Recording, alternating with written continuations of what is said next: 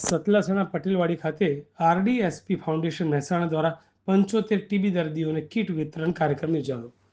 આજરોજ સતલાસણા પટેલવાડી ખાતે માનનીય વડાપ્રધાન નરેન્દ્રભાઈ મોદીના 75મા જન્મદિવસની ઉજવણી નિમિત્તે આરડીએસપી ફાઉન્ડેશન દ્વારા ટીબીના 75 દર્દીઓને પોષણ કીટનું વિતરણનો કાર્યક્રમ રાખવામાં આવ્યો હતો, જેમાં ફાઉન્ડેશનના ચેરમેન સોમભાઈ પટેલ તથા સતલાસણા ભાજપ પ્રમુખ વિરેન્દ્રસિંહ ચૌહાણ, કોલેજના પ્રોફેસર ડૉક્ટર રાકેશભાઈ જોશી, જયંતિભાઈ પટેલ વકીલ, લાયન્સ ક્લબ ઓફ સતલાસણાના પૂર્વ પ્રમુખ Hasmukhbhai Mewada, lions club of સતલાસણાના પ્રમુખ Prakashbhai Prajapati, Aburaj marble, Ketulbhai Patel, quality medical officer આરોગ્ય શાખા મહેસાણા, તાલુકા ટીબી સુપરવાઇઝર ભાવેશભાઈ કાપડિયા તથા આરોગ્ય સ્ટાફગણ તથા આમંત્રિત મહેમાનો તથા ખૂબ મોટી સંખ્યામાં દર્દીઓએ હાજર રહી આ કાર્યક્રમમાં ભાગ લીધો હતો.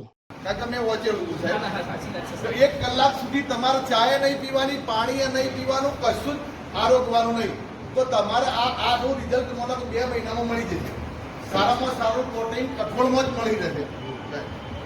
બીજું આપણે કેવું, આપણે નોનવેજ ખાઈએ, આપણે હિન્દુ છીએ, આપણે એ આપણા ધર્મમાં આવતું નથી.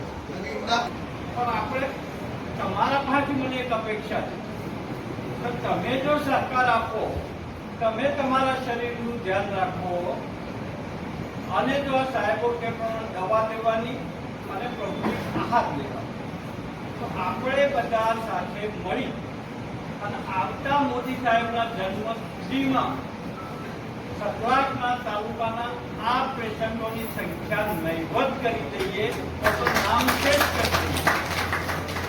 આજના કાર્યક્રમમાં ઉપસ્થિત સર્વ મંચસ્થ મહાનુભાવો અને ખાસ આજના આ પ્રોગ્રામના દાતા અને આરડીએસ ફાઉન્ડેશનના ચેરમેન સોમાભાઈ પટેલ સાહેબ, દરેક આરોગ્યલક્ષી પ્રવૃત્તિઓમાં ખાસ રસ રાખે છે એવા આપણી વચ્ચે ઉપસ્થિત ભાજપના પ્રમુખ શ્રી વિરેન્દ્રસિંહ, જયંતિભાઈ સાહેબ, હસમુખભાઈ સાહેબ, આદ્યશક્તિ લાયન્સ ક્લબના સભ્ય બહેનો, પ્રકાશભાઈ સાહેબ તો કદાચ હાલ હતા, અને અમારી આખી આરોગ્યની ટીમ અને ખાસ આ કાર્યક્રમ જેમના માટે છે એ તમામ આપણે તમામ આપણા ટીવીના જે દર્દીઓ, તો હવે કહી શકાય કે ચિંતા નહીં. એમ તો પહેલા જ વાત કરી સાહેબે કે હવે એટલો મોટો આ અસર રોગ રહ્યો નહીં.